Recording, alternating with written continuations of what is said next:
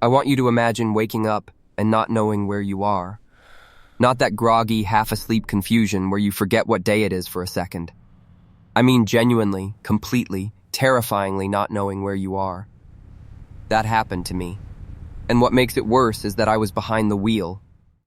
Okay, so let me set the scene, because context matters here. It was a Tuesday night in February, and I had just finished one of the longest shifts of my life. I'm talking 12 hours on my feet, barely any food, running on gas station coffee and spite. I remember getting into my car at around 11:15. I remember putting my seatbelt on. I even remember thinking, I should probably text someone that I'm heading home. And then, nothing. Absolutely nothing.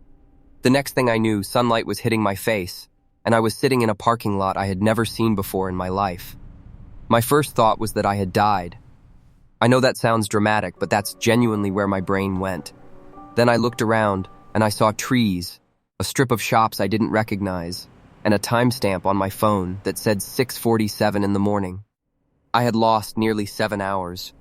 My car was running, and I had no idea how I got there.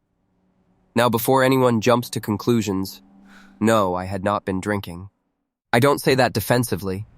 I say that because what actually happened to me is something that almost nobody talks about, and I think that's a serious problem. What I experienced was a phenomenon called automatic behavior, or sometimes called highway hypnosis, when it happens while driving. And it went way further than just zoning out. Here's where it gets genuinely interesting and honestly kind of frightening from a science perspective. Your brain has two operating systems, loosely speaking. You have the conscious, deliberate part that's reading this and making decisions. And then you have this deeply embedded automatic system that handles routines you've done thousands of times. Driving home from work for most people is so rehearsed, so deeply grooved into the brain, that it can essentially run on autopilot without your conscious mind being present at all.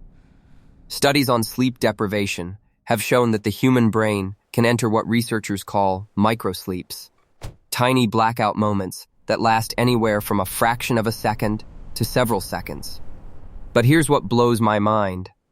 In extreme exhaustion cases, those microsleep episodes can cluster and chain together in a way that allows a person to continue functioning, continue driving, continue navigating, without ever reaching full conscious awareness. Your brain is essentially keeping your body alive and moving, while the part of you that experiences reality is completely offline. That's what happened to me. My brain, running entirely on muscle memory and automatic processing, drove my body somewhere. And the terrifying part is that I apparently made turns. I stopped at lights. I did not crash. And I have zero memory of any of it. Now I want to pause here and be very clear about something, because this matters. What I experienced was dangerous. Not quirky, not just a weird story. Genuinely dangerous. Because all it would have taken is one unexpected thing. A dog running into the road, a car stopping short, someone crossing at the wrong moment, and my automatic brain would not have been equipped to handle it fast enough. I got incredibly lucky. But here's the thing about luck. We tend to treat it like a personality trait. Like some people are just lucky and some aren't. When really what luck often is an exposure to risk that just happened to turn out okay. And I had been exposing myself to that risk repeatedly, without realizing it. Because when I started actually tracking my patterns, I realized this wasn't the first time I had lost chunks of my commute. It was just the first time I had lost so much of it that I couldn't ignore it anymore. How many times had I arrived home and thought, I don't really remember the last 10 minutes of that drive. We normalize that. We call it zoning out, and we move on, but that normalization is covering up something real. The science on sleep-deprived driving is honestly more alarming than most people know. Being awake for 17 consecutive hours impairs your driving ability to roughly the same degree as a blood alcohol level that would get you arrested in most countries. Being awake for 24 hours pushes that comparison even further. And yet we don't have the same cultural shame around exhausted driving that we do around drunk driving. even though the danger is comparable. And this is the part that I kept coming back to after my experience. Why don't we talk about this?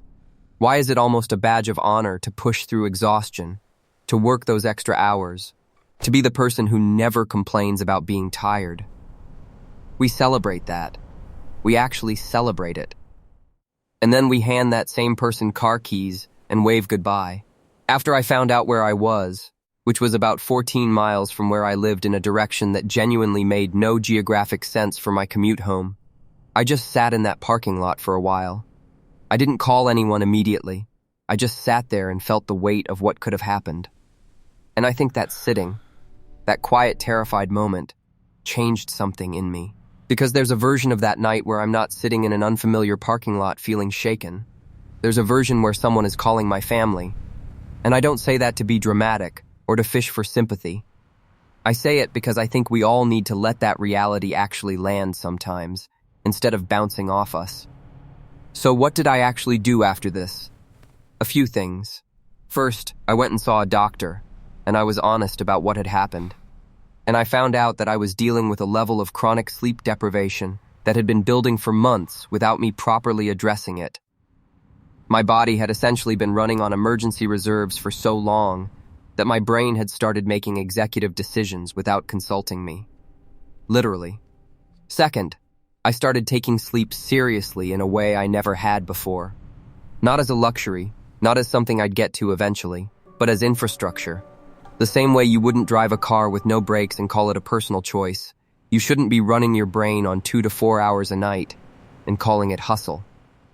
Third, and this one is practical, so I want to make sure it lands.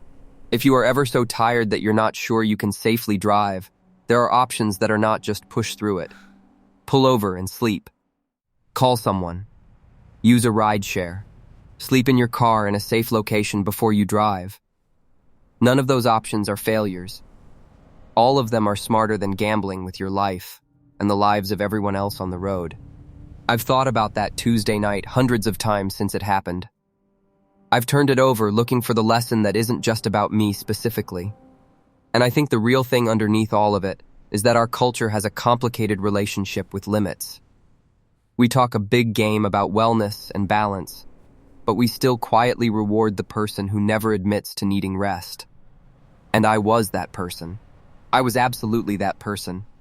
Proud of how much I could handle, proud of how little I complained, building a story about myself as someone who doesn't get tired. And then my brain literally took my body somewhere while I was unconscious, just to keep me alive long enough to hopefully learn something. I learned something. So if you're watching this while running on empty, I'm not here to lecture you. I'm here to tell you that I drove 14 miles in a blackout and woke up somewhere I'd never been, and that was the moment I stopped treating sleep like it was negotiable. Whatever your version of that moment is, I really hope you don't have to have it the hard way. Take the rest.